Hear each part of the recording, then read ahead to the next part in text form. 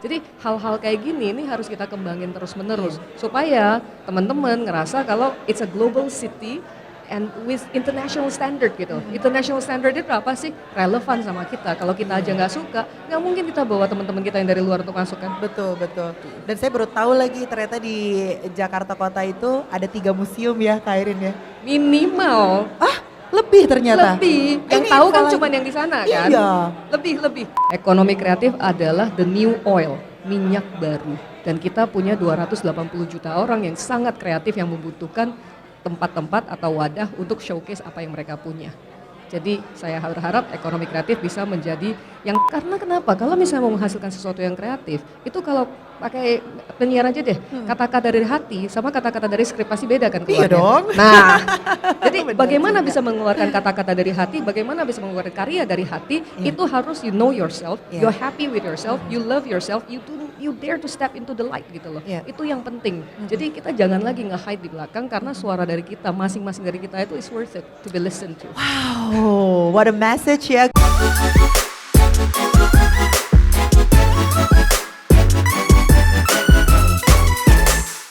Ada Kak Airin Umar, boleh tepuk tangan Yeay, dong. Terima kasih.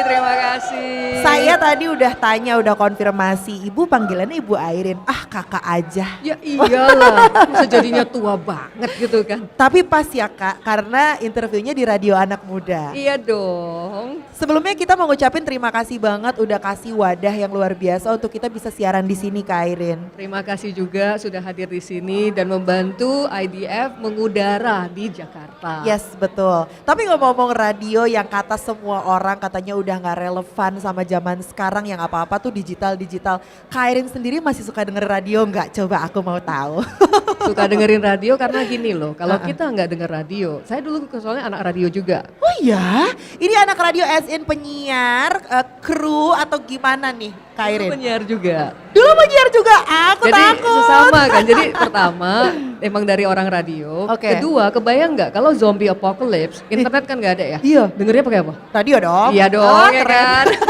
Tapi kepikirannya sampai zombie ya, serem juga nih. Ini namanya kreatif. Jadi kreatif Iya. yang terlalu over jadinya begitulah ya. Benar-benar. Tapi berarti dengerin radio ya. Secara tidak langsung kalau kita lagi di jalan kan di mobil pastinya denger radio ya mau nggak mau Betul, gitu ya. betul. Sebenarnya ada pilihan lain. Cuma Ya. kenapa sih pilih radio? Ya. Karena kan radio bukan hanya dengerin musik, tapi dengerin suara penyiarnya juga, dan juga kan ada update-update info-info terkini ya. Betul. Jadi kita di dalam mobil juga bisa mendapatkan info terupdate. Gitu. Oke, ini dikit aja nih Kak Airin. Ada gak satu lagu yang lagi jadi heavy rotationnya Kak Airin nih? Lagu Aduh. Indonesia boleh, lagu luar boleh deh. Pengen tahu ya selera musiknya Bu Wamen nih. Rizky Febian 9 nyawa. Rizky Febian, Alama judulnya Kak Airin. Alama. Bener, Alama. Kepikirannya 9 nyawa soalnya kayak Iya kucing sih. kan. Untung 9 nyawa gak 9 yang lain ya. Emang bener. Kita sebenarnya perlu 9 nyawa dalam setiap hariannya kita. Bener kan? Bener. Berarti kucing ya? Kucing kita. Seperti kucing. Aduh, jadi meong dong. Iya. Berarti kita tahu ya suasana hatinya Kak Airin lagi berbunga-bunga nih karena dengerinnya Alama. Kita itu harus selalu berbunga-bunga. Mau paling rendah juga harus berbunga-bunga karena semuanya merupakan berkah dan berkat dari yang di atas. Wah Masya Allah benar sekali ya. Seperti para peserta dari IDF ini ya Kak Airin ya. Betul. Semuanya berbunga-bunga. Karena kemarin Laras sempat ngobrol-ngobrol sama perwakilan dari Ekraf.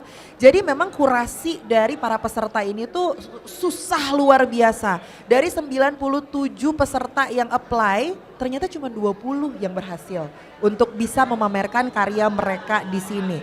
Tapi sejauh ini perkembangan ekonomi kreatifnya sendiri gimana sih Kak Airin sampai kok antusiasnya tuh memang sebesar ini gitu loh? Karena kekreativitas Indonesia sudah tidak terbendungkan. Jadi yang dibutuhkan adalah sebuah wadah untuk melihatkan kepada teman-teman yang secara nasional dan internasional ini loh ekrafnya Indonesia. Ya. Jadi ini yang dan pertama kali ya untuk di ekraf dan di Indonesia di mana 4 subsektor itu digabungin jadi satu. Ya. Tujuannya apa sih? Cuma di kabinet ini doang kayaknya kita disuruh untuk ngebuldos kanan kiri supaya ego subsektor itu nggak ada. Iya. Dan kita diwajibkan untuk bergotong royong berkolaborasi. Kalau misalnya kita nggak pernah digabungkan seperti hari ini nggak bakal ngobrol Betul. semuanya kan. Jadi pas waktu kopi darat, nah kita paksain dah semua ngobrol supaya bisa berkolaborasi lintas subsektor, lintas ya manusia juga lah Iya, ya, iya, iya, dan juga iya. lintas kementerian. Tadi saya ngelihat ada 2 dari yang so far yang sudah kita lihat yang memenangkan Good Design Award dari Kementerian Perdagangan. Wow. Dan 3 jam yang lalu, atau sekarang ya 3,5 jam yang Iya, lalu iya. lah. Dan ini barangnya ada di sini nih. Ih, Tadi saya bangga langsung ya. WhatsApp ke Bu Roro, Bu,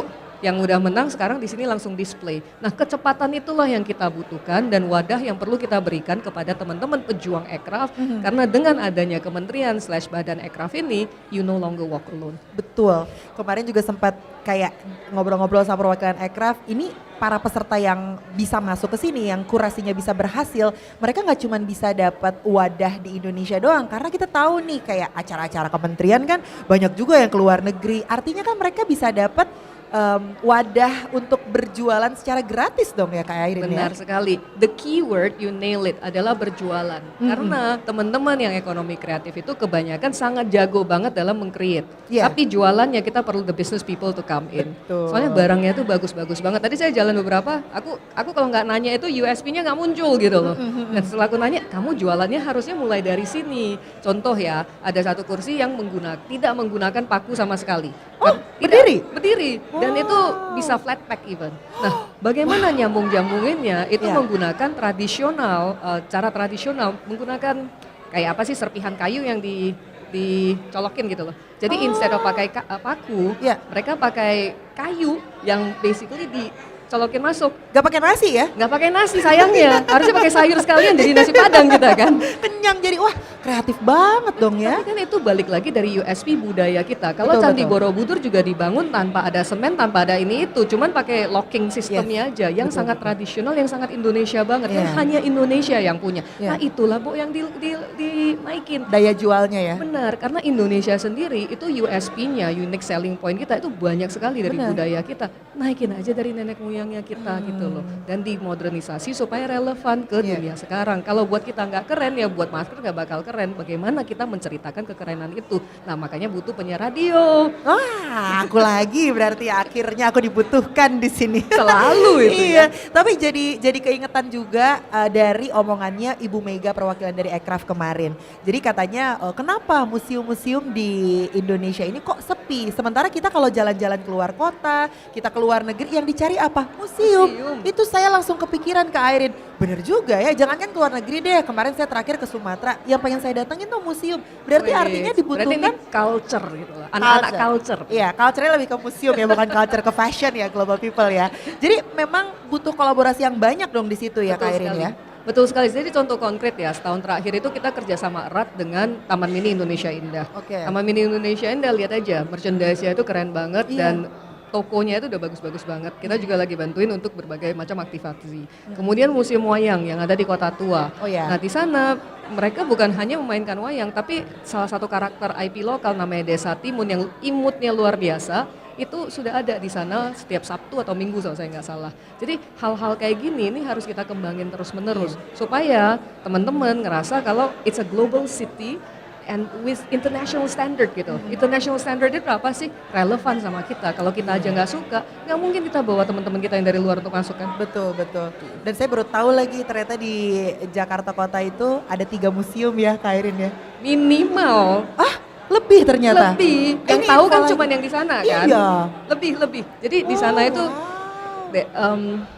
Museum Bank Indonesia, di mana Museum Bank Indonesia itu sampai loket-loket untuk kita biasanya kalau dulu ya zaman dulu teller ke bank itu di sana masih ada. Ini sampai sekarang. Sampai sekarang saya tadi baru ke sana. Kemudian di sebelahnya Museum Bank Mandiri itu masalah duit-duitan itu bisa ngelihat dari sana gitu loh. Oh. Jadi masih per research dengan bagus dan bisa dilihat end to end ya. Nah inilah kita membutuhkan teman-teman semua baik yang dari kreatif ataupun media untuk menyalurkan apa sih yang ada di sana. Iya, iya, iya. Memang sekarang ini udah rapi belum sih? Saya akuin belum gitu loh. That's why kita dengan pemerintah pusat, pemerintah daerah dalam hal ini adalah Pemprov DKI bekerja sama dengan sangat erat untuk memajukan Kota Tua. Jadi ini loh kolaborasinya. Jadi jangan kementerian cuman ngomongin kementerian doang, kita nggak boleh pakai kacamata kuda karena kita ini adalah kabinet merah putih. Yes, gitu. Jadi betul. gotong royong wajib ada. Betul, luar biasa banget. Nah terakhir deh ya buat Kak Airin nih, harapannya untuk perkembangan ekonomi kreatif Indonesia seperti apa ke depannya? Karena kita lihat di event ini aja tuh antusiasnya sangat luar biasa. Ekonomi kreatif bukan merupakan sebuah hobi. Ekonomi kreatif adalah new engine of growth yang akan mendorong perekonomian Indonesia ke kancah global. Ekonomi kreatif adalah the new oil, minyak baru. Dan kita punya 280 juta orang yang sangat kreatif yang membutuhkan tempat-tempat atau wadah untuk showcase apa yang mereka punya. Jadi saya berharap ekonomi kreatif bisa menjadi yang terdepan bukan hanya di Indonesia tapi di Southeast Asia. Amin. Semoga semuanya bisa embrace ya apa yang dipunya sama Global People gitu, karena kemarin juga udah dibilang katanya ini bakal jadi event tahunan. Ini kan perdana ya, pilot project. Semoga tahun depan ketika ada lagi banyak Global People yang bisa kasihin karyanya dan bisa go internasional juga. Mbak, Terima kasih. Saya tambahin satu boleh nggak? Boleh dong. Sebenarnya ini adalah pathway kepada kita sebanyak banget kan orang-orang yang teman-teman Global People itu pasti pengennya adalah healing kan. Iya benar. Kemudian seek thyself, you have to find yourself. Ya. And then self love. Ini semua ada di ekonomi kreatif gitu. Oh iya? Karena kenapa? Kalau misalnya mau menghasilkan sesuatu yang kreatif, itu kalau pakai penyiar aja deh, kata-kata dari hati sama kata-kata dari skrip pasti beda kan Iya keluarnya. dong. Nah, jadi Benar bagaimana juga. bisa mengeluarkan kata-kata dari hati, bagaimana bisa mengeluarkan karya dari hati, itu harus you know yourself, Iya. you're happy with yourself, you love yourself, you dare to step into the light gitu loh. Iya. Itu yang penting. Jadi kita jangan lagi nge-hide di belakang karena suara dari kita, masing-masing dari kita itu is worth it to be listened to. Wow, what a message ya Global People ya, luar biasa. Terima kasih banyak sekali lagi Kak Terima kasih. Airin.